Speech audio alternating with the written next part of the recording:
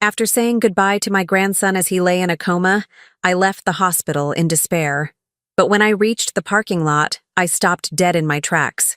My grandson stepped out of a luxury car as if nothing had happened. And before I could even call his name, I saw who was driving. And that was the most unsettling part. Don't forget to subscribe to the channel and comment where you're watching from. I will never forget the weight of that hospital room door as it closed behind me. The antiseptic smell clung to my clothes, my skin, my very soul. For 3 weeks, I had watched my grandson Michael lie motionless in that bed, tubes snaking from his body like the roots of a dying tree. The doctors spoke in careful, measured tones about brain activity and recovery odds, but I knew what they really meant. At 67 years old, I had learned to hear the words people didn't say. "You should go home, Mrs. Foster," the nurse had told me gently that afternoon. "Get some rest. We'll call if there's any change." Any change. As if hope could be packaged in such sterile language. I nodded, gathering my purse and the sweater I'd knitted during those endless bedside vigils. My fingers traced the pattern one last time. Cables and knots, just like the complications that had brought us here. Michael, 23 years old, struck by a hit-and-run driver while crossing the street near his apartment. No witnesses, no leads, just my grandson, suspended between this world and whatever comes next. The elevator ride down felt longer than usual. I studied my reflection in the polished steel doors. Gray hair pulled back in a practical bun, lines etched deep around my eyes from years of Kansas sun and harder years of grief. I looked like what I was, a woman who had buried too much. My husband George, gone 5 years now. My daughter Joan, lost 23 years ago in childbirth, taking with her the twin brother Michael never knew he had. Or so I had been told. The parking garage was dim and nearly empty at this hour. My sensible sedan waited in its usual spot, 3rd row from the entrance. I fumbled with my keys, vision blurred by tears I had been holding back all day. The grief counselor at the hospital had suggested I allow myself to cry, to process the trauma. But I came from farming stock. We processed wheat and corn, not emotions. We endured. I was wiping my eyes with a tissue when I heard the car door slam. The sound echoed through the concrete structure, sharp and final. I looked up reflexively, and my heart stopped. A young man had just stepped out of a black Mercedes sedan, gleaming under the fluorescent lights. He was tall, broad-shouldered, wearing an expensive suit that caught the light as he moved. He was laughing at something, tossing his head back with an ease that spoke of health and vitality and everything my Michael no longer had. But that wasn't what froze me in place. The young man was Michael. Same sharp jawline, same dark hair with that slight widow's peak, same way of standing with his weight on his left leg, the right slightly bent. I had memorized every detail of my grandson's face during those 3 weeks of watching him sleep a sleep that might never end. And now he was here, walking and laughing and impossibly, devastatingly alive. "Michael?" The word escaped my lips as barely a whisper. The young man didn't hear me. He was turning back toward the Mercedes, still smiling. I took a step forward, then another. My mind scrambled for explanations. Had they made a mistake upstairs? Had Michael woken up, gotten dressed, somehow made it down here while I was in the elevator? But no. He was in ICU, in a coma, monitored every second. There were machines tracking his every breath. I was about to call out again when the driver's side door opened. A woman emerged, and the tissue fell from my hand. She was in her late 50s, elegant in a navy blazer and pearls. Her hair was perfectly styled, dark with strategic highlights. She moved with the confidence of someone accustomed to authority, to being obeyed. She walked around the car to join the young man, placing a hand on his arm with casual possession. I knew that face. God help me. I knew that face. Dr. Marlene Vance, the obstetrician who had delivered Michael, who had held my hand when Joan started hemorrhaging, who had looked me in the eye, voice breaking with apparent grief, and told me that my daughter was gone, that both babies, twins, she had said, we didn't know there were twins until the delivery, hadn't survived. One stillborn, she explained, and Michael fighting for every breath but alive, miraculously alive. 23 years ago, in the same hospital where my grandson now lay dying, I pressed myself against my car, suddenly desperate not to be seen. My legs trembled. The parking garage tilted around me. Dr. Vance was saying something to the young man, to Michael, to the boy who was Michael but couldn't be Michael, and he was nodding, checking his phone, still smiling that easy smile. They looked comfortable together, familiar, like family. The doctor glanced toward the hospital entrance, her expression shifting to something harder, more calculating. She spoke again, and this time I caught fragments. Careful. Timing is crucial. She can't know. She. Who was she? The young man. I couldn't think of him as anything else, couldn't name what he might be. Followed her gaze toward the hospital. For just a moment, his expression changed too. The easy smile fell away, replaced by something cold, something that reminded me of winter mornings on the farm, when you'd find small animals frozen in the fields, their lives stolen by the quiet killer of deep cold. Then the smile snapped back into place like a mask. They got back into the Mercedes. The engine purred to life, expensive and smooth. I watched the taillights disappear up the ramp, heading toward the exit. My purse had fallen to the ground. Inside, my phone was ringing. Probably my son Ralph, calling to check on me like he did every evening. Dependable Ralph, who visited Michael dutifully once a week but always left after exactly 30 minutes, as if grief were something that could be scheduled. Ralph, whose wife Sharon had suggested just yesterday that maybe it was time to think about arrangements, her voice carefully modulated, her eyes on the cost of ICU care.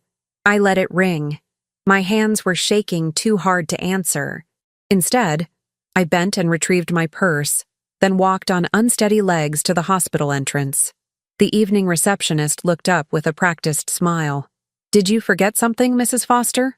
"I need to see the records department," I heard myself say. "Patient records. From 23 years ago." The smile flickered. "I'm sorry, but records that old would be in archives. You'd need to submit a formal request, and there's quite a backlog. It's about my daughter, Joan Foster. She died here during childbirth in 2002. Something in my voice must have registered because the receptionist's expression softened. "Let me call up to administration. Maybe someone can help you." While she made the call, I stood in that sterile lobby and felt the world I knew. The world where my daughter had died tragically but naturally, where Michael was my only grandson, where doctors could be trusted to tell the truth, crack open like an egg, revealing something dark and writhing inside. Dr. Marlene Vance had certified my daughter's death, had told me, with tears in her own eyes, that Joan had hemorrhaged and there was nothing anyone could do, had placed a single living baby in my arms and said, "This is Michael. He's all you have left of her now." But if Michael was all I had left, then who was the young man in the parking garage? The one who looked exactly like him, down to the slight crook in his smile. The one who moved through the world with the ease of someone who had never spent 3 weeks in a coma, never been the victim of a hit and run that the police couldn't solve. The receptionist hung up and looked at me with pity. "Mrs. Foster, I'm sorry. Archives close at 5, and it's after 6 now. But if you come back tomorrow morning—" "Thank you," I managed. "Tomorrow morning." Yes. I walked back to my car like a woman in a dream, or a nightmare. I sat behind the wheel without starting the engine, watching the other cars come and go, each one potentially hiding secrets I had never imagined. In my purse, my phone buzzed with a text from Ralph. "Mom, you're not answering. Everything okay? Sharon wants to know if you're coming for dinner Sunday. We need to talk about Michael's situation." Michael's situation. As if my grandson's life hung by a thread that could be discussed over pot roast and small talk. I typed back, "Fine. Tomorrow. Busy now." Then I opened my photo album app and scrolled back through the years of pictures. Michael as a baby, laughing in a high chair. Michael at 5, gap-toothed and muddy from playing in the farm creek. Michael at graduation, proud in his cap and gown. Michael at his college apartment, the last picture I had taken before the accident. I studied each photograph with new eyes. Looking for what? A sign that there had been another baby? Another child who should have grown up alongside him, should have shared these moments? The hospital records would tell me the truth, or at least they would tell me what the official story had been 23 years ago. But I had seen Dr. Marlene Vance tonight, alive and well and conspiring with a young man who wore my grandson's face. And I had heard her words, "She can't know." Someone couldn't know something, and I had a terrible, creeping certainty about who that someone was. It was 9 o'clock when I finally started the car and drove home to the farmhouse where I had raised Joan, where George and I had planned to grow old together, where I had brought baby Michael home from the hospital and promised his dead mother I would keep him safe. The house was dark and quiet. Too quiet. I turned on every light, suddenly afraid of shadows. On my answering machine, 4 messages, 3 from Ralph, 1 from Sharon, her voice honey-sweet. "Mom, we really do need to discuss Michael's care. The doctors say there's been no improvement. We have to be realistic. Call me." Realistic. Another word for giving up. I deleted the message and went to the spare bedroom, the one that had been Joan's, that I had kept almost exactly as she left it. Band posters on the walls, books on the shelves, and in the closet, storage boxes I hadn't opened in years. I pulled down the one labeled Joan, Hospital. Inside, sympathy cards, the program from her memorial service, photographs from her pregnancy. She had been so happy, so ready to be a mother, and underneath it all, the manila envelope the hospital had given me with her discharge papers and death certificate. I spread the documents on Joan's old desk, my reading glasses perched on my nose, and I began to read every word, looking for the lie I had somehow missed 23 years ago. The death certificate was signed by Dr. Marlene Vance. Cause of death, postpartum hemorrhage. Time of death, 11:47 p.m., March 15, 2002. Below it, another certificate. This one for an unnamed male infant. Cause of death, stillborn. No time given, because the dead don't get times, only the living do. Also signed by Dr. Marlene Vance. I turned over the envelope and found something I had forgotten. A handwritten note from the doctor herself. "Dear Mrs. Foster, there are no words for the tragedy you have endured. Please know that everything possible was done. Your grandson Michael is a fighter. He will need your strength. I will personally ensure he receives the best care. Call my office if you need anything. You are not alone. Dr. Vance." At the time, I had found the note comforting. Proof that someone cared. Now, I saw it differently. A promise to ensure Michael received care.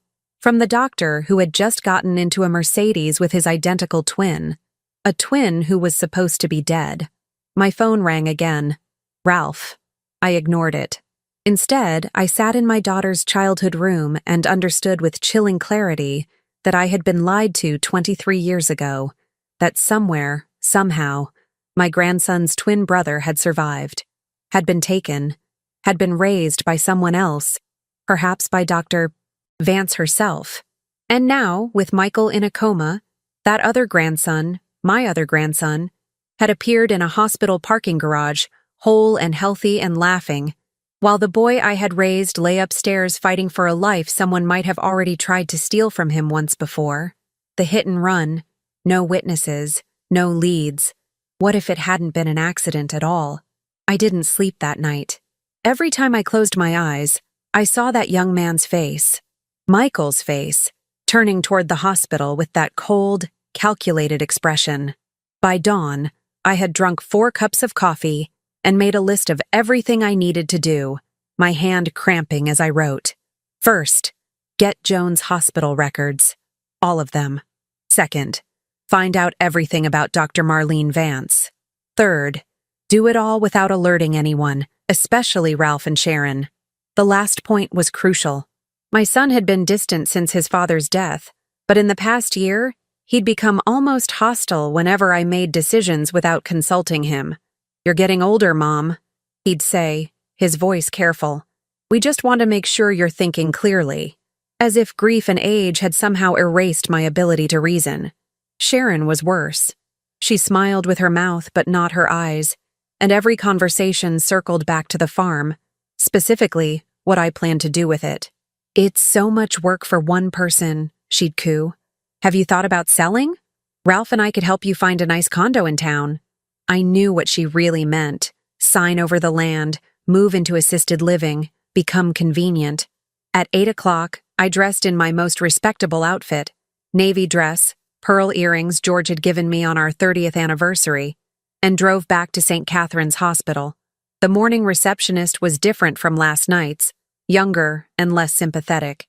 "Archives don't open until 9, she said, barely looking up from her computer. "You can wait in the lobby." I waited, watching doctors and nurses flow past in their scrubs, visitors clutching flowers and coffee cups. Somewhere in this building, Michael lay unconscious. I wanted to go up to him, to sit beside his bed and apologize for not protecting him better. But first, I needed answers. At 9:05, a tired-looking woman emerged from an elevator and introduced herself as Paula Green, the archives supervisor. She led me through a maze of corridors to a basement office that smelled of old paper and industrial cleaner. "You said this was about your daughter." Paula settled behind her desk, fingers poised over her keyboard. "Joan Foster. She died here in March 2002 during childbirth. I need to see all her medical records, the delivery, everything." Paula's fingers flew across the keys. She frowned. 2002 would be in deep storage. It'll take some time to pull the files. "Can I ask why you need them now?" I had prepared for this question. "My grandson, Joan's son, is currently in ICU. The doctors are asking about family medical history, genetic conditions. I need to give them complete information." It wasn't entirely a lie. Michael was in ICU, and I did need information. Paula's expression softened. "I'm so sorry. Let me see what I can do." More typing. Then her frown deepened. "That's odd." My pulse quickened. "What's odd?" "The file's been accessed recently. 3 weeks ago, actually. Usually records that old just sit untouched. But someone requested these specifically." She looked up at me. "You're listed as next of kin. Did you request them?" "No. 3 weeks ago. Right around the time of Michael's accident." "Who accessed them?" "I can't tell you that. Privacy regulations, but—" She hesitated. "The request came from within the hospital. Medical staff override. A doctor. Or someone claiming to be one." "How long will it take to pull the physical files?" I asked. 2, maybe 3 days. "I'll need you to fill out request forms, sign releases. Can I make it a priority? Please. My grandson may not have 3 days." Paula studied me for a long moment, then nodded. "I'll do what I can. Give me until tomorrow afternoon." I filled out the paperwork with shaking hands and left the archives feeling both hopeful and terrified. Someone had accessed Joan's records 3 weeks ago. Someone who knew I might come looking. Back in my car, I pulled out my phone and did something I hadn't done in years. I Googled Dr. Marlene Vance. Her medical practice had closed 5 years ago, according to the sparse information I found. "Retired," the listing said. No forwarding address, no other details. But there was a photo from a hospital fundraiser in 2018. Dr. Vance in an evening gown, smiling beside a tall man identified as prominent businessman Leonard Ashworth. I zoomed in on the photo. Behind Dr. Vance, partially visible, was a younger man. Even in the grainy image, I could see the resemblance to Michael. The same sharp features, the same build. My hands trembled on the phone. I screenshotted the image and kept searching. Leonard Ashworth owned Ashworth Pharmaceuticals, a mid-sized company based in Kansas City. Married twice, divorced twice. No children listed. Net worth estimated in the tens of millions. No children listed. But perhaps one raised in secret, passed off as an adopted nephew or ward. I was so focused on my phone that I didn't notice the car pulling up beside mine until someone knocked on my window. I jumped, nearly dropping the phone. A police officer stood there, young and serious. I rolled down the window. "Yes, officer?" "Ma'am, you've been sitting in this parking space for over 30 minutes. Are you all right? Is there a problem?" Behind him, a security guard hovered near the parking garage entrance. They'd been watching me. "I'm fine," I managed. "Just checking some messages before I drive." "Is that illegal?" "No, ma'am. But the hospital has asked us to monitor for suspicious activity. There was an incident last week. Someone trying to access restricted areas. Someone trying to access restricted areas? Or someone trying to prevent others from asking questions? I was just visiting my grandson, I said, keeping my voice steady. In ICU, I'm not suspicious. The officer's expression softened slightly. I understand, but maybe you should head home now? Get some rest? It wasn't a suggestion. It was an order, however politely phrased. I started my car and drove away, watching the officer in my rearview mirror. He wrote something in a notebook before returning to his patrol car. They were watching me now. Whoever they were. I took a circuitous route home, checking behind me constantly for following vehicles. When I finally pulled into my driveway, I sat for a moment studying the farmhouse. Everything looked normal. The wraparound porch, the flower boxes I'd planted in spring, the old oak tree where Joan had hung a tire swing. But normal was an illusion. I knew that now. Inside, the message light on my answering machine blinked urgently. 8 new messages. I pressed play while making more coffee. Ralph's voice, strained. Mom, where are you? You're not answering your cell. Call me back immediately. Sharon's voice, honey turning to vinegar. We drove by the house this morning. You weren't there. We're concerned about you wandering around at your age. Call us. Ralph again. Mom, the hospital said you were there twice yesterday and again this morning. What's going on? Are you okay? 3 more from Ralph, each more agitated. Then Sharon again. We're coming over tonight, 6 o'clock. We need to talk about Michael's situation and about your behavior lately. Please be home. The final message made my blood run cold. A woman's voice, smooth and cultured. Dr. Marlene Vance. Mrs. Foster, this is Dr. Vance. I know it's been many years since we spoke. I heard about Michael's accident. Such a tragedy. I wanted to reach out, see how you're holding up. Perhaps we could meet for coffee. I have some information about Joan that might bring you comfort. Call me at this number. She left a phone number, then added, please don't mention this to anyone else. Some things are better discussed privately, between 2 people who understand loss. The message ended. I stood frozen in my kitchen. Coffee forgotten. Dr. Vance knew I had been asking questions. She was reaching out, trying to control the narrative, and she was warning me to keep quiet. I replayed the message, writing down the phone number with shaking hands. Then I deleted it, though I was certain Sharon would check my machine the moment she arrived. She always did, under the guise of helping. I had until 6 o'clock. 7 hours to find something, anything, that would prove I wasn't losing my mind. I went back to Joan's room and searched more thoroughly this time. Behind her yearbooks I found her pregnancy journal, something I'd been too grief-stricken to read 23 years ago. I sat on her bed and opened it to the first page. January 10th, 2002. Found out today I'm pregnant. I'm scared and excited and terrified. But I know this baby is meant to be. I can feel it. I flipped through weeks of entries. Joan documenting her growing belly, her cravings, her fears about being a single mother. The father, a college boyfriend, had left the moment she told him.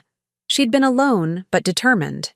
Then, in February 18th, 2002. The ultrasound was today. Mom came with me.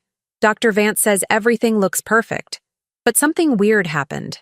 After the main exam, Dr. Vance asked if she could do additional measurements and sent Mom out of the room. She was gone for almost 20 minutes. When Mom came back, Dr. Vance was acting strange. Too cheerful, almost manic. She kept saying what a special baby this was going to be. It made me uncomfortable. I read the passage 3 times. Dr. Vance had sent me out of the room during Joan's ultrasound. Why? I kept reading, my heart pounding. February 27th, 2002. Another appointment today. Dr. Vance asked about my family medical history, specifically about twins. I told her what I knew. Mom's grandmother had twins, but that was generations ago. Why does she care so much? March 1st, 2002. I keep feeling like someone's watching me. Probably just pregnancy paranoia. But twice this week I've seen the same black car parked outside my apartment. Dr. Vance called again to check in. She's so attentive it's almost creepy. The entries stopped on March 10th, 5 days before Joan died.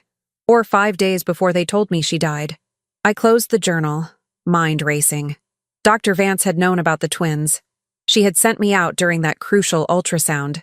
She had been watching Joan. And then Joan had died, one baby was declared stillborn, and I had been handed a single surviving grandson while Dr. Vance assured me she would personally ensure he received the best care. My cell phone rang. Ralph. I answered this time. Hello. Mom, finally. Where have you been? I had errands. At the hospital? They said you were bothering the archive staff, demanding medical records. They told you that? My voice sharpened. Why are you checking up on me? A pause. When Ralph spoke again, his tone had shifted to that careful, therapeutic cadence. Sharon and I are worried. You've been under tremendous stress. It's understandable that grief might make you confused. I'm not confused. Mom, you're 67 years old. You've been living alone on that farm, dealing with Michael's situation. Maybe it's time to accept some help. Let us help you. Help. The word people used when they meant control. I don't need help, I said. I need the truth about what happened to Joan. Another pause, longer this time. What are you talking about? Did you know Dr. Vance called me? The doctor from Joan's delivery? Why would she… Ralph stopped. Mom, Joan died 23 years ago. What does any of this have to do with Michael being in a coma now? Everything. I wanted to scream. It has everything to do with Michael. But I caught myself. If I told Ralph what I'd seen in the parking garage, he'd think I was having delusions. Sharon would use it as ammunition to prove I was incompetent. Never mind, I said. I'll see you at 6. Mom? I hung up. For a moment, I sat in Joan's room, surrounded by the remnants of my daughter's short life, and felt the walls closing in, the police watching me, the hospital monitoring my requests, Ralph and Sharon arriving in a few hours to have a talk about my behavior, and somewhere out there, Dr. Marlene Vance and the young man with Michael's face, waiting to see what I would do next. But they had made one mistake. They had assumed that because I was old, I was weak, that because I was grieving, I was blind. I picked up Joan's journal and my car keys. Before Ralph and Sharon arrived, before anyone could stop me, I had one more place to go, the police station, to report a hit-and-run that I suddenly suspected was no accident at all, and to ask why the investigation into my grandson's near death had gone nowhere in 3 weeks. The Kansas City Police Department's 7th Precinct was housed in a gray concrete building that looked as tired as I felt. Inside, fluorescent lights hummed overhead while officers moved past with the practiced indifference of people who had seen everything twice. The desk sergeant, a heavy-set man with kind eyes, looked up from his computer. Can I help you, ma'am? I'm here about the Michael Foster hit-and-run case from 3 weeks ago. His expression shifted slightly. Recognition. You're the grandmother. I am, and I have new information. Let me get Detective Morgan. He's handling that case. The sergeant picked up his phone, spoke quietly, then gestured to a row of plastic chairs. He'll be right out. I sat, clutching Joan's journal and my purse. Around me, the station hummed with activity. Phones ringing, voices raised in the booking area, the smell of old coffee and industrial cleaner. I checked my watch. 2:30. I had 3.5 hours before Ralph and Sharon showed up at my house. Detective Morgan emerged from a back corridor 10 minutes later. He was younger than I expected, maybe 40, with tired eyes and a coffee stain on his tie. Mrs. Foster, I'm Detective Jake Morgan. Why don't we talk in here? He led me to a small interview room that smelled of sweat and anxiety. We sat across from each other at a scarred table. Morgan pulled out a notebook. The sergeant said you have new information about your grandson's case. I want to know why you haven't found the driver. Morgan's jaw tightened slightly. Ma'am, I understand your frustration, but hit-and-runs are difficult cases. No witnesses came forward. No cameras caught the incident. What about his phone records? His computer? Did you check who he'd been in contact with before the accident? A pause. Morgan's expression became guarded. Why would we need to check that? The case is being investigated as a traffic accident. What if it wasn't an accident? Morgan leaned back in his chair, and I saw it. The same look Ralph had given me on the phone. Concern mixed with pity. Mrs. Foster, I know this has been incredibly hard on you, but there's no evidence suggesting your grandson was deliberately targeted. Did you even look for evidence? Of course because I think someone tried to kill Michael, and I think that someone has connections that made this investigation go away. Morgan set down his pen carefully. Too carefully. That's a serious accusation. Do you have any proof? I hesitated. If I told him about seeing Michael's twin in the parking garage, about Dr. Vance, about the pregnancy journal, he'd dismiss me as a grief-stricken old woman with a conspiracy theory. I want to see the case file, I said instead. Everything you have on Michael's accident. I'm sorry, but I can't share active investigation materials with... Then tell me this. Did anyone else request information about this case? Anyone from St. Catherine's Hospital? Morgan's expression flickered. Just for a second, but I caught it. Who asked about it? I pressed. Was it Dr. Marlene Vance? Ma'am, I really can't discuss... She called me this morning, left a message saying she wanted to meet, to discuss Joan, my daughter who died 23 years ago. Why would a retired obstetrician suddenly contact me the same day I start asking questions about my grandson's medical records? Morgan was quiet for a long moment. Then, Mrs. Foster, I'm going to be straight with you. Someone did make inquiries about your grandson's case. I can't tell you who, but I was advised to be cautious about pursuing certain angles. Advised by whom? I can't say. Can't or won't. He met my eyes. Both. We stared at each other across that scarred table. I saw something in his face. Frustration. Maybe even anger. A cop who knew something was wrong but had been told to back off. If I found evidence, I said carefully, real evidence that Michael was deliberately hurt, would you look at it? Bring me evidence, and I'll do my job, Morgan said. But Mrs. Foster, be careful. If you're right about someone having the kind of connections that could influence a police investigation, then you're dealing with people who have significant resources. People like that don't appreciate questions. Is that a warning? It's advice from someone who's seen what happens when ordinary people go up against powerful ones. I stood, gathering my purse. Detective Morgan, I'm 67 years old. I've buried my husband and my daughter. My grandson is in a coma, and I just discovered I might have another grandson I was told died at birth. I don't have time to be careful. Morgan stood too. He pulled a business card from his pocket and wrote something on the back. My personal cell. If you find something concrete, call me directly. Not through the station. I took the card. Why are you helping me? Because I have a grandmother too. And because I became a cop to find the truth, not to bury it. Outside, clouds had gathered, threatening rain. I sat in my car and checked my phone. 2 missed calls from Ralph, 1 from Sharon. A text from Ralph. Mom, we're coming early. 4:30. Please be there. They were closing in, trying to control my movements. I had maybe 90 minutes.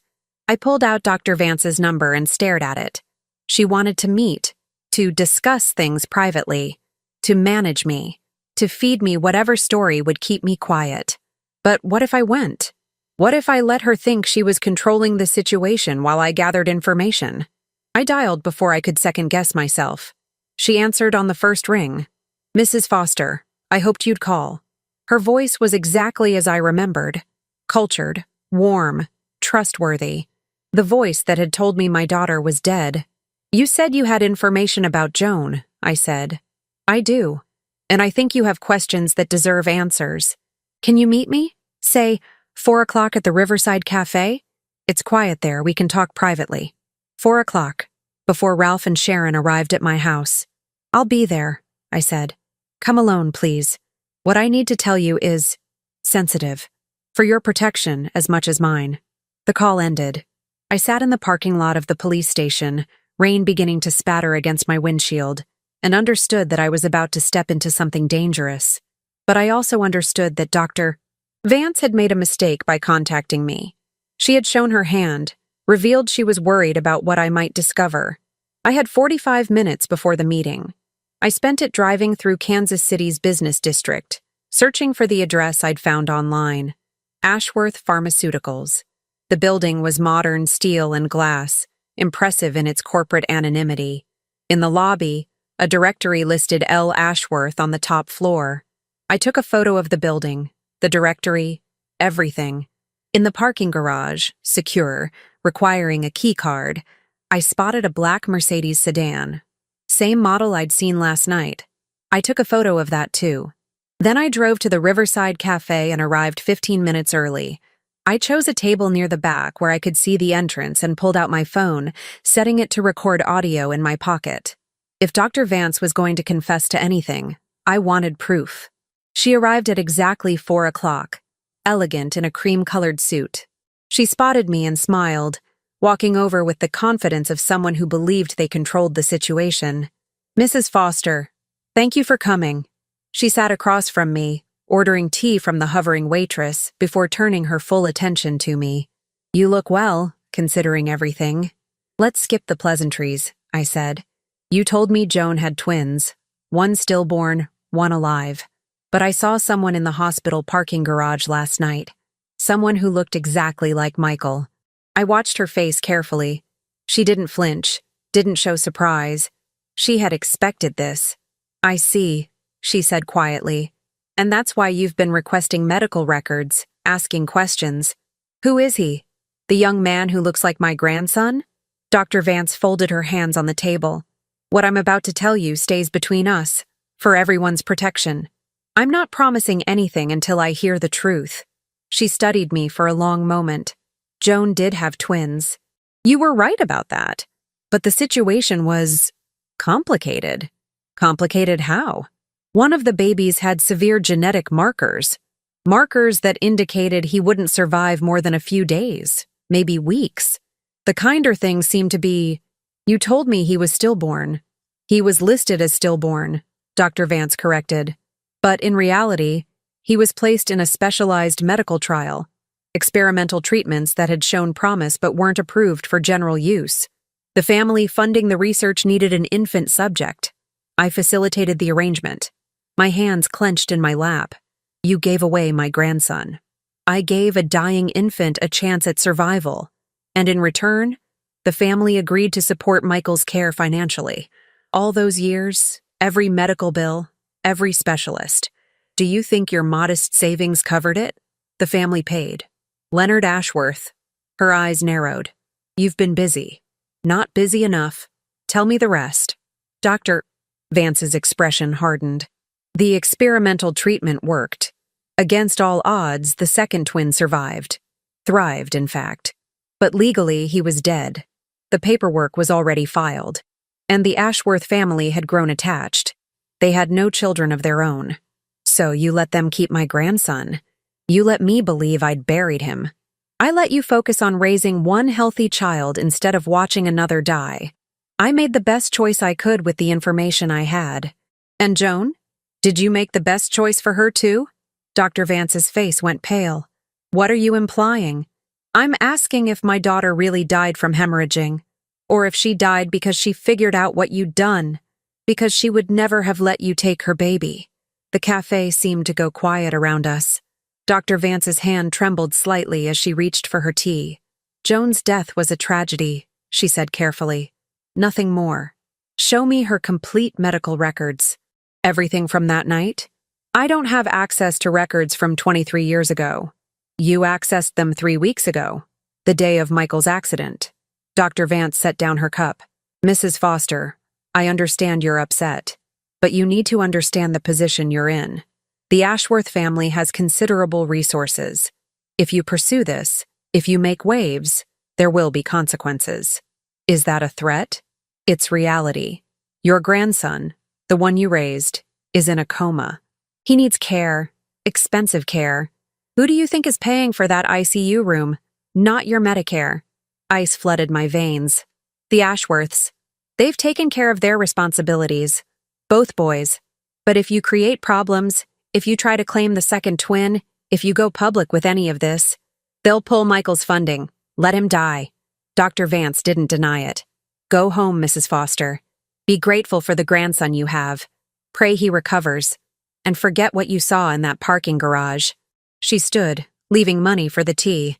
"I tried to do this kindly. Don't make me regret that choice." She walked out, leaving me shaking at the table. I sat for 5 minutes, then checked my phone. The recording had worked. Every word captured. But I also had 3 urgent texts from Ralph. "Where are you? We're at your house. Your door is unlocked. Mom, we're worried. Call immediately." My stomach dropped. I had locked that door. I knew I had. I drove home breaking every speed limit, arriving at 5:15 to find Ralph's Range Rover in my driveway. Through the window, I could see lights on in every room. I walked in to find Ralph and Sharon going through my desk drawers. "What are you doing?" My voice came out sharper than intended. They both jumped. Sharon's face flushed, but Ralph's expression hardened. "Mom, where were you? We've been calling for hours. I had an appointment. This is my house. You can't just break in." "We didn't break in. We used the spare key because we were worried, and I'm glad we did." Ralph held up Joan's pregnancy journal. "What is this? Why are you obsessing over things that happened 23 years ago? Give that back." "Mom, Sharon and I think it's time to have a serious conversation about your mental state." Sharon stepped forward, her voice syrupy. "We've consulted with a lawyer just to understand our options. Given your age and recent erratic behavior, we believe it might be necessary to pursue conservatorship." I finished coldly. "You want to take control of my decisions." Ralph looked pained but determined. "It's for your own good. You're not thinking clearly. This obsession with Joan, demanding medical records, apparently meeting strange people. The hospital called, concerned about harassment. I'm investigating what happened to my daughter and grandson. They died and got hurt in accidents." Ralph's voice rose. "But you can't accept that, can you? You need to create conspiracies because you can't handle real grief." The words hung between us like poison. Sharon touched Ralph's arm.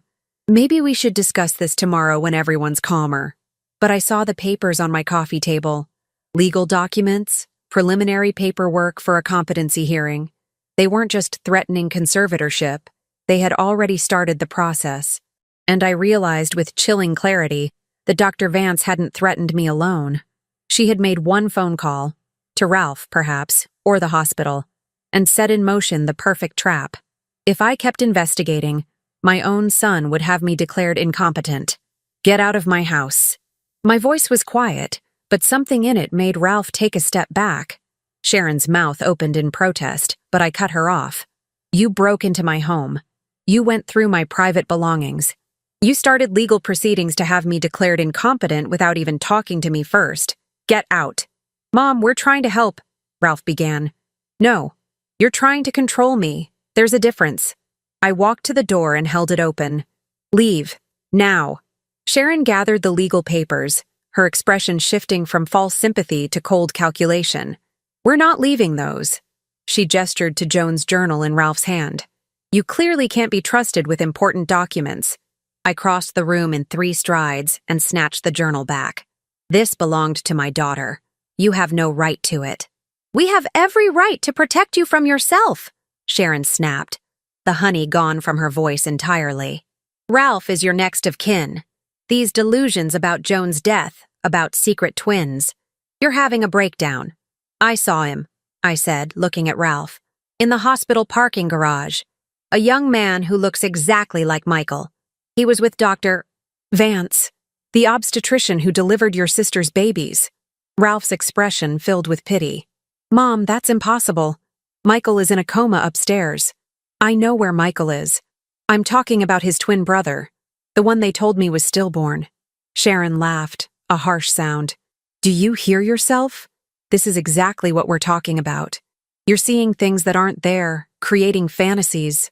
"I have proof," I said quietly. That stopped them both. "What proof?" Ralph asked. I almost told them about the recording, the journal entries, the investigation, but something in Sharon's eyes made me hesitate. She looked almost eager, like she wanted me to reveal everything I knew. "Talk to Detective Morgan at the 7th Precinct," I said instead. "Ask him about Michael's accident investigation. Ask him why it was shut down." Ralph shook his head slowly. "We'll talk to him, all right. We'll tell him you're harassing police officers with paranoid theories." He moved toward the door, Sharon following. "We're filing those competency papers tomorrow, Mom. I'm sorry, but you've left us no choice." "Ralph," I said, and he paused. When did they first contact you? The hospital? Dr. Vance? When did someone tell you I was asking too many questions? His face gave him away. A flicker of guilt before he could mask it. This morning, he admitted. A hospital administrator called, said you were disturbing staff, demanding records, acting confused. They were concerned for your welfare. And you believed them without even asking me what was happening. Because this is crazy, Mom. Secret twins, conspiracy theories, thinking Michael's accident wasn't an accident.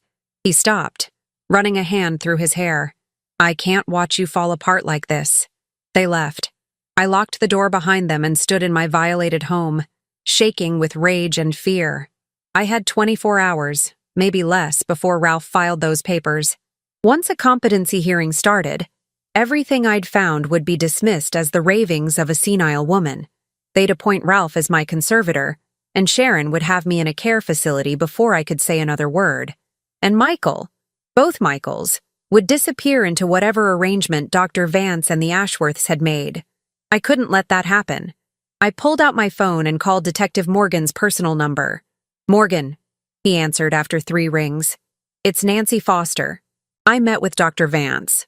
I have her on tape admitting she faked the death of my grandson's twin and gave him to a wealthy family. She also threatened me, said the family paying for Michael's ICU care would stop if I kept investigating. Silence on the other end. Then, where are you now? Home. But my son is filing competency papers tomorrow. Once he does that, they'll bury everything, Morgan finished, and use the legal proceedings to discredit anything you've found. It's a smart play. Can you help me? A long pause. Mrs. Foster, what you're describing involves child trafficking, medical fraud, possibly murder. These are serious crimes. But the recording alone won't be enough. We'd need medical records, proof the second twin is alive, documentation of the payments. The hospital archives are pulling Joan's delivery records tomorrow afternoon. Don't go alone, Morgan said sharply. If someone's watching you, and they clearly are, they'll stop you from getting those files. Give me the time and place, and I'll meet you there. 2 o'clock. St. Catherine's, basement archives. I'll be there. Mrs. Foster, watch your back tonight. If the Ashworths realize you're not backing down, they might escalate. The call ended. I stood in my living room, suddenly aware of how dark it had gotten outside, how isolated the farmhouse was, 3 miles from the nearest neighbor. I checked every door, every window. Then I went to George's old gun cabinet in the basement. It was locked. I hadn't opened it since his death, didn't even know where the key was. George had been the one who understood weapons, who went hunting with Ralph every fall. I had always hated guns, but standing there in the dim basement, I understood Morgan's warning. People who could influence police investigations and hospital administrators, who could steal a baby and hide it for 23 years, who could arrange an accident that put Michael in a coma. These people wouldn't hesitate to silence one old woman asking inconvenient questions. I found the key finally, taped under the gun cabinet itself where George had always kept it. Inside, his hunting rifle, a shotgun, a pistol he'd bought for home protection after a rash of rural break-ins. I looked at them and remembered what Morgan had said. I wasn't a cop. I wasn't equipped for confrontation. My weapon was information, intelligence, persistence. I locked the cabinet and went back upstairs. Instead of weapons, I gathered documents. I made copies of everything. Joan's journal, the death certificates, my notes, the photos from the parking garage. I put one set in an envelope addressed to Detective Morgan and another addressed to a lawyer I'd never met, but whose advertisement I'd seen. Estate planning and elder rights. I drove to town and left both envelopes in the 24-hour postal drop box. If something happened to me, someone would know what I'd found. Back home, I tried to sleep but couldn't. Every sound made me jump. Branches against the window, the house settling, the distant howl of a coyote. Around midnight, I got up and made tea, sitting at my kitchen table in the dark. Joan had sat here, 6 months pregnant, writing in that journal about Dr. Vance's strange behavior. Had she suspected something? Had she confronted the doctor? Had that confrontation led to her death? I pulled up the journal entry again, reading by the dim light of my phone. March 1st, 2002. I keep feeling like someone's watching me. Probably just pregnancy paranoia. But twice this week I've seen the same black car parked outside my apartment. A black car. Like the black Mercedes I'd seen with the twin and Dr. Vance. My phone buzzed with a text from an unknown number. Stop digging. Last warning. My blood ran cold. I immediately called Morgan's number. I just got a threat, I told him. Text from an unknown number. Forward it to me. Don't respond, don't delete it. This is good news, actually. How is a threat good news? Because they're scared. They wouldn't threaten you unless they thought you were close to something they can't afford to have exposed. He paused. Are you safe there tonight? I don't know. Pack a bag. Go to a motel, pay cash. Don't tell anyone where you are. If I run, they'll use it against me. Ralph will say I'm confused, wandering. If you stay and something happens, you won't be around to defend yourself at all. He was right. I packed quickly. Clothes, documents, my phone charger. I was heading to my car when headlights swept across my driveway. I ducked back inside, heart hammering. A car was pulling up. In the darkness, I couldn't see the make or model. The engine cut off. A car door opened and closed. Footsteps on my porch. A knock. Then a voice. Mrs. Foster? It's Leonard Ashworth. I think we need to talk. I stood frozen in my dark kitchen. Leonard Ashworth, the pharmaceutical magnate. Dr. Vance's companion in that fundraiser photo. The man who, presumably, had raised my grandson's twin as his own. Another knock. I know you're in there. Your car is in the driveway. Please, I'm not here to threaten you. I'm here to offer you the truth. Against every instinct, I turned on the porch light and opened the door, keeping the security chain engaged. Leonard Ashworth was in his mid-60s, distinguished in an expensive suit despite the late hour. He looked tired, worried. Nothing like the threatening villain I had imagined. May I come in? He asked. Say what you came to say from there. He nodded, as if expecting this. Dr. Vance told me about your meeting today, about the threats she made. I want you to know those threats didn't come from me. But the boy did. The twin you've been raising. His face crumpled. His name is Ethan. And yes, I've raised him for 23 years. But not the way you think. You stole my grandson.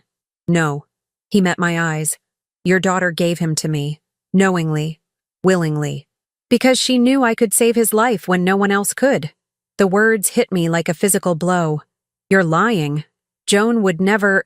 She did.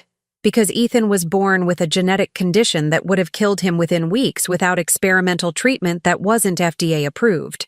Treatment I was developing at my pharmaceutical company.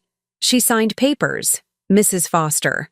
Legal papers giving me medical custody in exchange for Ethan's care. Then why was I told he was stillborn? Why the lies? Ashworth's expression darkened. Because Dr. Vance insisted. She said it would be cleaner, simpler, that you were already dealing with Joan's difficult pregnancy and didn't need the burden of a dying infant. I went along with it because I was desperate for subjects for my research, and Ethan was dying. Joan would have told me. She was going to. That's what her last journal entry says. He pulled out a piece of paper, a photocopy. March 14th, 2002, the day before she died. Tomorrow I'm going to tell Mom about Ethan, about the choice I made.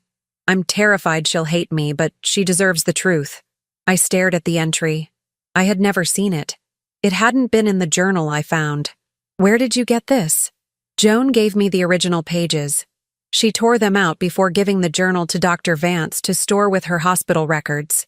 She wanted proof of our agreement in case anything happened to her. And something did happen to her. Ashworth's hands trembled slightly. I don't know what happened that night in the delivery room. I wasn't there. Dr. Vance handled everything. But when she called to tell me Joan had died during delivery and Ethan had survived, I had questions, suspicions. But you kept the baby anyway. I kept Ethan because the treatment was working, because I had already grown to love him, and because legally, he was dead. There was no way to undo what had been done without destroying multiple lives. He stepped closer to the door. Mrs. Foster, I'm not here to fight you. I'm here to propose something. What? Meet Ethan. Tomorrow. Let me show you the son your daughter chose to give me. Read the documents she signed. And then, if you still want to pursue this, if you still think I stole him, I won't stop you. Why would you take that risk? Because Ethan deserves to know his family. And because your grandson Michael didn't have an accident. His voice dropped. He was run down deliberately by someone trying to stop him from finding the truth. Someone who has much more to lose than I do if this story comes out. My mouth went dry. Who? Meet me tomorrow at noon. Ashworth Pharmaceuticals, top floor. I'll show you everything. The documents, the medical records, the truth about what really happened 23 years ago, and about who's trying to silence you now. He turned and walked back to his car, leaving me standing in my doorway with more questions than answers. I watched his taillights disappear down my long driveway, then locked the door and leaned against it, shaking. If Ashworth was telling the truth, then Joan had knowingly given up one twin to save his life, had planned to tell me the day before she died, had died before she could. But if Joan's death wasn't an accident, if someone had killed her to keep the secret, then that someone was still out there, still dangerous, still willing to kill to protect whatever they were hiding. And I had just agreed to walk into the office of the man who might be part of it. I didn't sleep. Instead, I sat at my kitchen table until dawn, Joan's journal open in front of me, reading and rereading every entry, looking for what I'd missed, looking for the truth hidden between her hopeful words about motherhood and her fear about Dr. Vance's strange behavior. At 5 a.m, I called Detective Morgan. Leonard Ashworth came to my house last night, I said without preamble. He claims Joan signed papers giving him custody of the twin, says she did it to save the baby's life with experimental treatment. Morgan was quiet for a moment.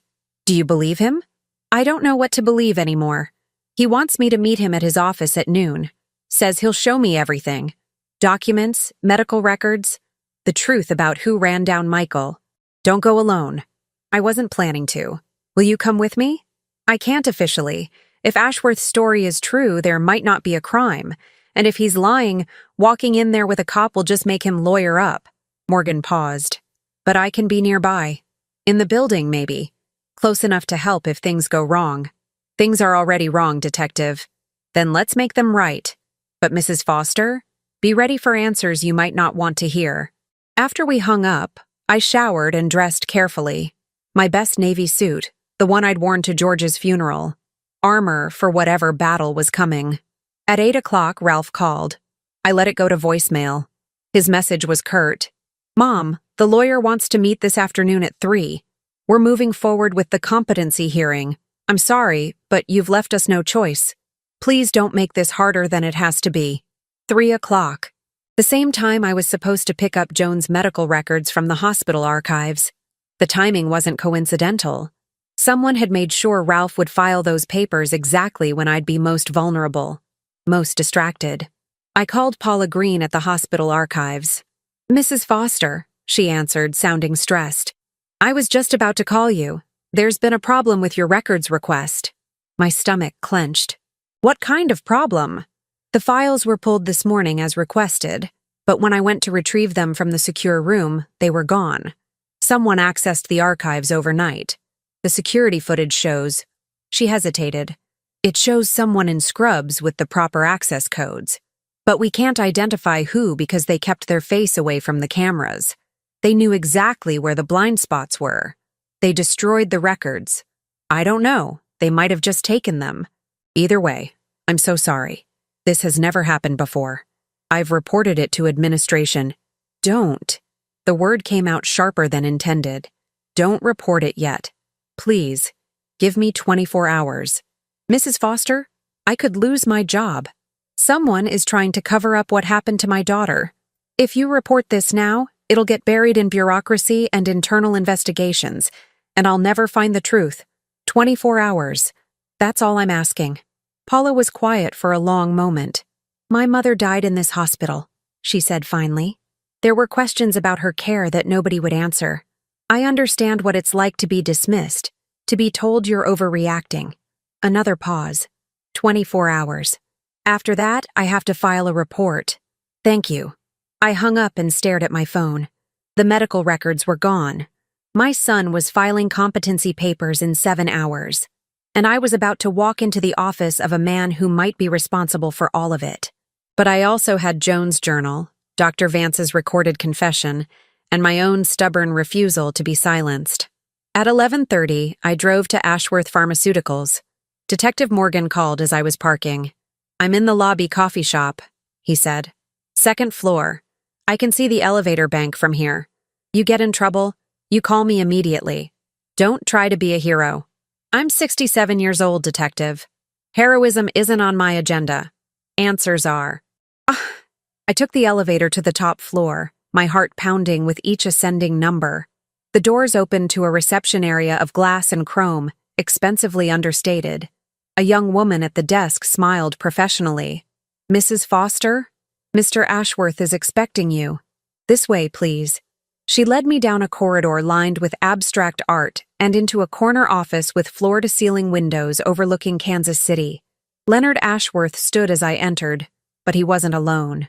Sitting in one of the leather chairs was the young man from the parking garage, Michael's twin, Ethan. Up close, the resemblance was even more startling. The same dark eyes, the same shape of his face. But where Michael had always carried a softness, a gentleness, this young man had edges, a hardness that came from growing up in a different world. "Mrs. Foster," Ashworth said quietly, "this is Ethan, your grandson." Ethan stood, studying me with an intensity that made me uncomfortable. "So you're the grandmother who's been causing all the trouble?" His voice was cold. Nothing like Michael's warm laugh, his easy kindness. "I'm the grandmother who was told you were dead," I replied. "Forgive me for being upset about the lie." "Ethan," Ashworth said, a warning in his tone. "We discussed this. Right. We're supposed to play nice, show her the documents, convince her to go away quietly." Ethan's smile didn't reach his eyes. "Except she's not going to go away, is she? She's going to keep digging until she destroys everything." "Ethan, no, Leonard. Let's be honest." He turned fully to me. "You want to know the truth about your daughter? Fine. Here it is. She was going to back out of the agreement. She signed papers giving Leonard custody of me, yes. But then she decided she wanted both babies, wanted to take me back, sue for custody, expose the experimental treatment that was keeping me alive. She was going to destroy Leonard's research, his company, everything, because she couldn't handle her own choice." The words hit like blows. "That's not true. Joan would never—" Joan was 23 years old, single, scared, and about to be a mother of twins. One healthy, one dying. Leonard offered her a way out. A way to save one baby's life and only have to raise one child. She took it. Then she got cold feet. Ethan's expression was hard. So Dr. Vance made sure the agreement stood. The room went silent except for the hum of the air conditioning. "What are you saying?" My voice came out as a whisper. Ashworth had gone pale. "Ethan, stop. This isn't—" "She deserves the truth," Ethan snapped. "Dr. Vance told me everything before she got scared and tried to make peace with you. Joan died because she was going to expose everything. Vance gave her something during labor, something that caused the hemorrhaging, made it look natural. And then she called it a tragedy and no one questioned it because women die in childbirth sometimes, don't they?" I couldn't breathe, couldn't think. "Dr. Vance murdered my daughter. Dr. Vance protected Leonard's research and my life," Ethan corrected. "If Joan had exposed the experimental treatment before it was approved, I would have died. Hundreds of other children who've been saved by that treatment since then would have died. She chose to martyr herself instead of understanding what was at stake." "She didn't choose to die!" The words exploded from me. "She was murdered! She was 23 years old with her whole life ahead of her. She was going to destroy mine." Ethan stepped closer, and I saw something frightening in his eyes. "So Vance protected me, protected Leonard, and I'm not apologizing for being alive." Ashworth moved between us. "Mrs. Foster, I didn't know. I swear to you, I didn't know what Vance had done until years later. By then, Joan was gone. You'd raised Michael. Ethan was thriving. I thought the kindest thing was to let the lie stand." "The kindest thing?" I stared at him. "You knew a woman was murdered and you said nothing?" "I had no proof, just Vance's drunken confession one night, which she immediately recanted. I couldn't expose her without exposing everything. The illegal adoption, the experimental treatment, all of it. It would have destroyed Ethan's life for nothing. Joan was already gone. So, you buried it. Just like you're trying to bury this now. I'm not trying to bury anything, Ashworth said desperately. I'm trying to give you answers. The truth you've been searching for. Then tell me about Michael's accident. You said it wasn't an accident. Who tried to kill my grandson? Ashworth and Ethan exchanged a glance. We don't know for certain, Ashworth said. But we suspect… Dr.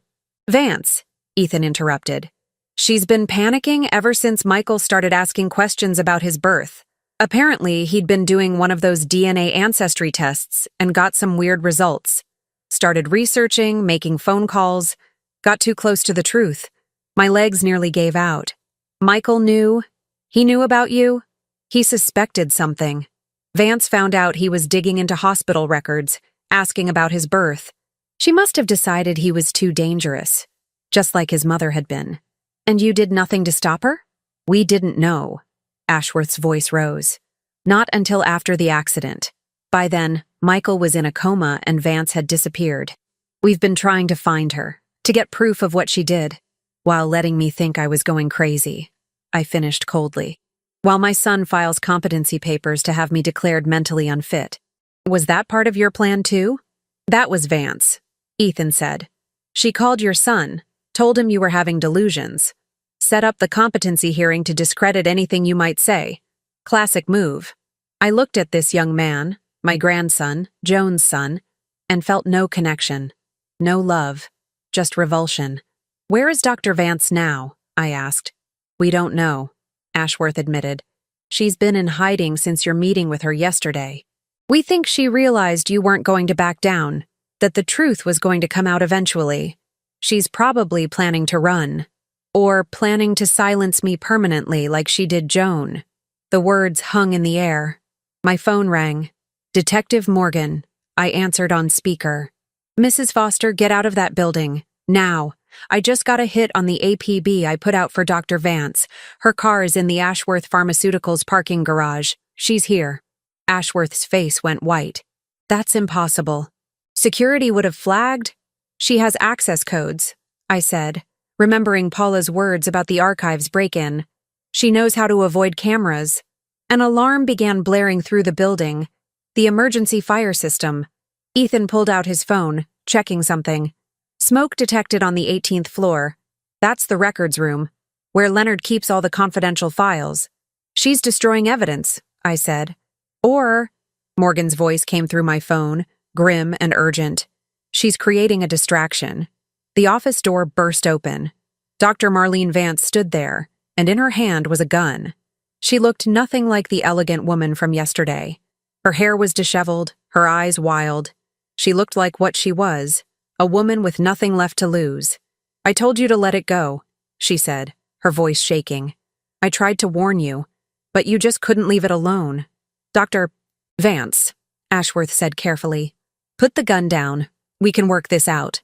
Work it out? She laughed, a broken sound. I've spent 23 years protecting you, protecting Ethan, protecting this secret. I murdered for you, Leonard. And now she's going to destroy everything. You murdered my daughter, I said, my voice steady despite my terror. You took her life because she loved her child too much to give him away. I saved a life. Vance's hand trembled on the gun. Ethan would have died without Leonard's treatment. Joan was going to condemn him to death because of her maternal instincts. I made the hard choice. You made a murder. I made a sacrifice. And I've lived with it every day since. Tears ran down Vance's face. Do you think it was easy?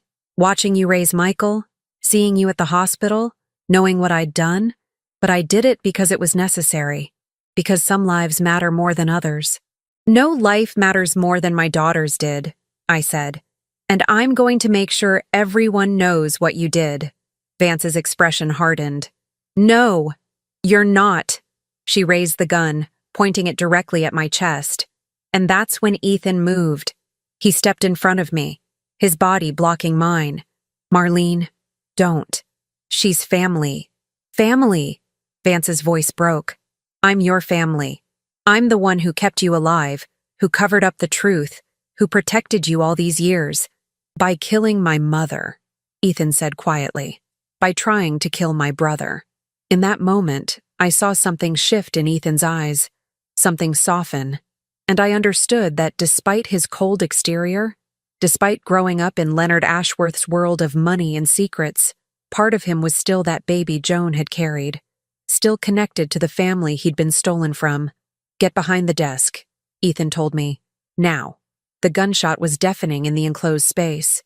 The bullet shattered the window behind me, safety glass exploding into 1,000 crystalline fragments.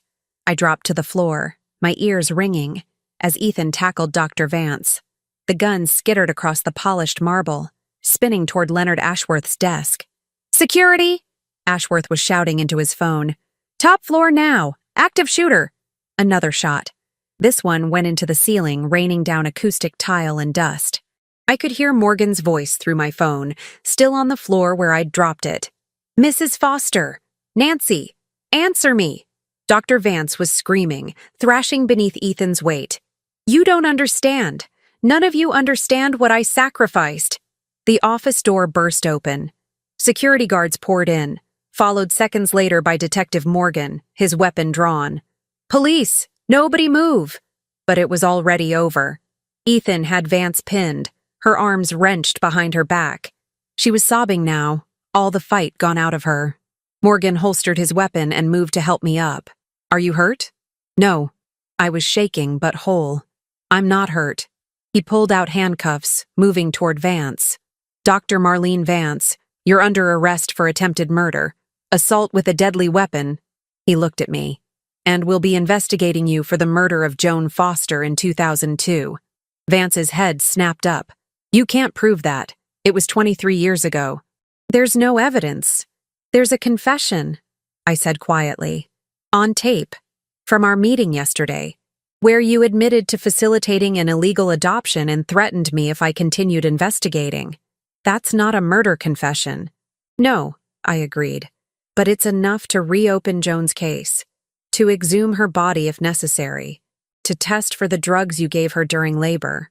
I stepped closer, looking down at this woman who had destroyed my daughter. "Medical technology has advanced considerably in 23 years, doctor. I'm sure forensic pathologists can find traces of whatever you used, especially now that they know to look." The color drained from Vance's face. Morgan hauled her to her feet. "You have the right to remain silent." As he read her rights, more police flooded into the office. Crime scene technicians, uniformed officers. The alarm was still blaring, and somewhere on the 18th floor, sprinklers had activated. I could hear water rushing through the building's pipes. Through it all, I stood in that destroyed office and felt nothing. No triumph. No satisfaction. Just an enormous, crushing weight of grief for everything that had been stolen from my family. Ethan approached slowly, his expensive suit torn and dusty. "You saved my life," I said. "Why?" He was quiet for a long moment. "Because you reminded me of something I'd forgotten. Joan didn't give me away because she didn't love me. She gave me away because she loved me enough to let me live, even if it meant losing me." His eyes were red, and I've been telling myself for years that her trying to take me back was selfishness, but it wasn't. She loved us both. She wanted us both, and she died for it. "Yes," I said simply. "She did. I'm sorry." The words came out broken. "I'm sorry for what Vance did, for what Leonard enabled by his silence, for the way I spoke to you earlier. You deserved better. Joan deserved better. I studied this stranger who wore my grandson's face. What happens now?" "Now?" Ethan looked around at the chaos, the police, the shattered remains of the life he'd known. "I testify against Vance. I tell the truth about everything, and I let the consequences fall where they may." Leonard Ashworth had been standing silently against the far wall. Now he spoke, his voice hoarse. "This will destroy the company. The experimental treatment, the illegal adoption. It'll all come out." "Good," I said coldly. "It should." "But the treatment works," Ashworth pleaded. "It saved hundreds of children since Ethan. If this goes public, if there's a scandal, then maybe you should have thought of that before you built your empire on murder and lies." I turned to Detective Morgan. I want to press charges against Dr. Vance for Jones' murder, for the hit-and-run attempt on Michael's life, and against Mr. Ashworth for conspiracy and obstruction of justice. Morgan nodded. We'll need your full statement, all your evidence. This is going to be a long investigation. I have time, I said. I have all the time in the world now. 3 hours later, I sat in an interview room at the police station, telling my story for the third time. A stenographer typed every word while Morgan and another detective asked questions, clarifying details, building their case. When we finished, Morgan walked me out to the lobby. Your son is here, he said quietly. He's been waiting for 2 hours. We had to tell him about the shooting, about the arrests. I found Ralph slumped in a plastic chair, his face haggard. When he saw me, he stood abruptly. Mom, Godmom, they said there was a shooting, that you were there. Are you hurt? I'm fine. Fine? His voice cracked. The police said Dr. Vance tried to kill you, that there's evidence she murdered Joan, that you were right about everything. He ran a hand through his hair, and I saw tears in his eyes. I almost had you declared incompetent. You did what Sharon convinced you to do, I said. What the hospital and Dr. Vance manipulated you into doing. That's not an excuse. You're my mother. I should have listened. I should have trusted you. He sat down heavily. Sharon's already filed for divorce, by the way. Apparently, a scandal involving murder and pharmaceutical fraud isn't good for her social standing. She's taking the house and half my retirement. I should have felt sympathy. Instead, I felt a grim satisfaction. Good riddance. Ralph laughed, a broken sound. Yeah, good riddance. He looked up at me. What happens now? Now, I echoed Ethan's earlier question. Now we wait for justice, for truth, and we pray Michael wakes up. The story broke 3 days later. National news. Prominent obstetrician arrested for decades-old murder. Pharmaceutical executive implicated in illegal baby adoption. Hospital under investigation for medical fraud. My phone rang constantly. Reporters camped outside my farmhouse. But Detective Morgan had prepared me for this, coached me on what to say and what to keep silent about while the investigation continued. No comment, I told them all. Please respect my family's privacy during this difficult time. The difficult time that was actually the beginning of justice. Joan's body was exhumed. Forensic analysis found traces of oxytocin overdose, the drug Dr. Vance had used to induce catastrophic hemorrhaging that looked like a natural complication of childbirth. Combined with Vance's recorded confession and Ethan's testimony, the prosecutors were confident they could prove premeditated murder. The hit-and-run investigation was reopened. Security footage from a traffic camera 3 blocks from Michael's accident showed a car deliberately swerving to strike him. The car was registered to a shell company that traced back to Dr. Vance. More evidence, more proof. And through it all, Michael remained in his coma while I sat beside his bed and told him everything. About his twin brother, about his mother's sacrifice, about the truth I'd fought so hard to uncover. You need to wake up, I told him on the 10th day after the arrests. Ethan wants to meet you, really meet you. Not as enemies or strangers, but as brothers. The machines beeped their steady rhythm. No response, no change. Michael, please, I've lost so much. Don't make me lose you too. I was holding his hand, tears streaming down my face when his fingers twitched. Just the slightest movement, but it was there. Michael! I stood, pressing the call button. Michael, can you hear me? His eyelids fluttered.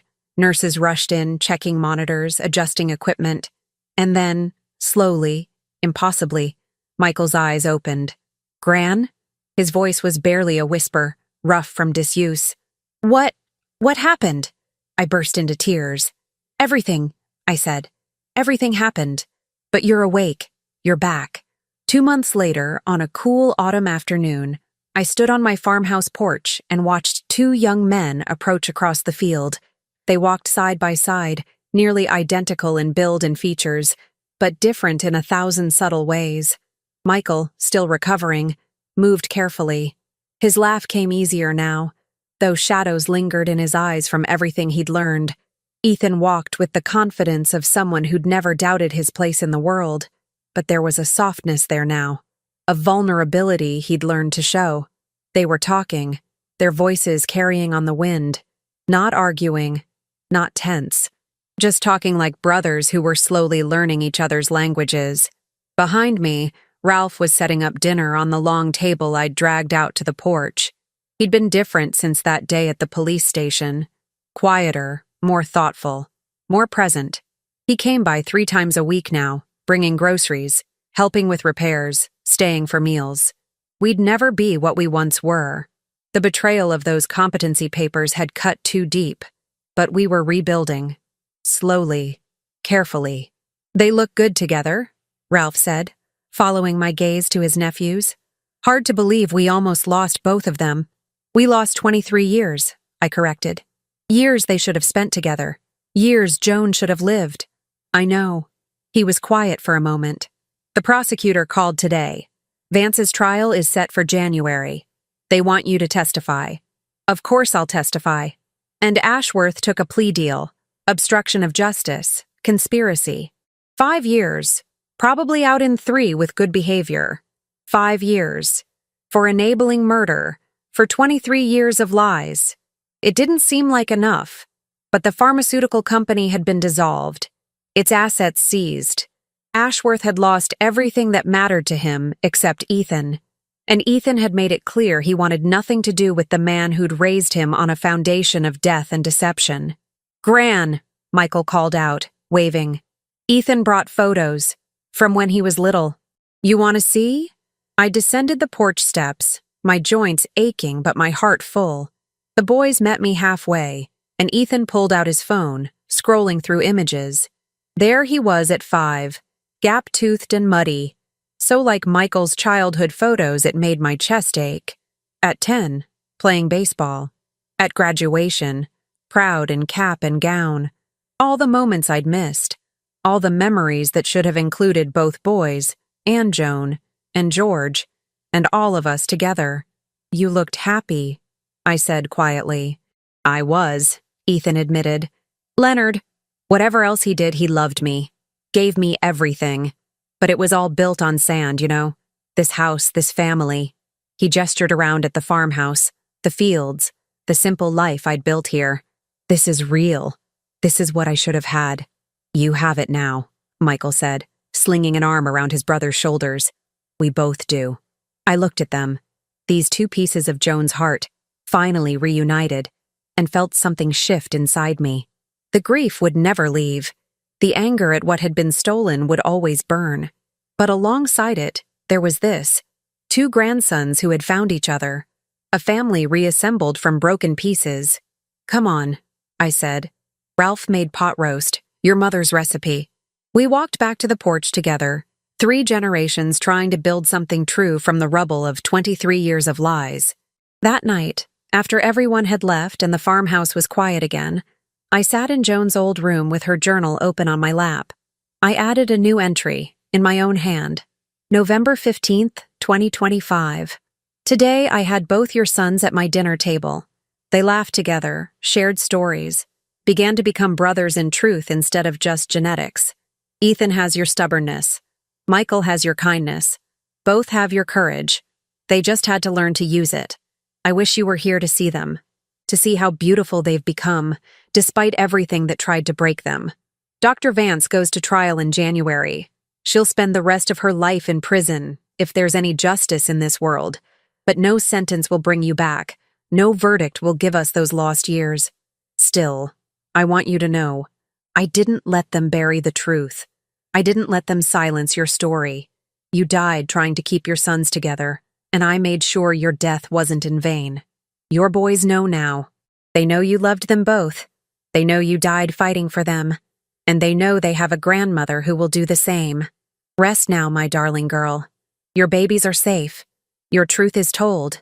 And your mother is keeping watch, as I always should have done. I love you. And I will make sure they never forget you. I closed the journal and set it on Joan's bookshelf, among her favorite novels and old yearbooks. Then I turned off the light and walked downstairs to my own room. Through the window, I could see the field stretching out under the stars.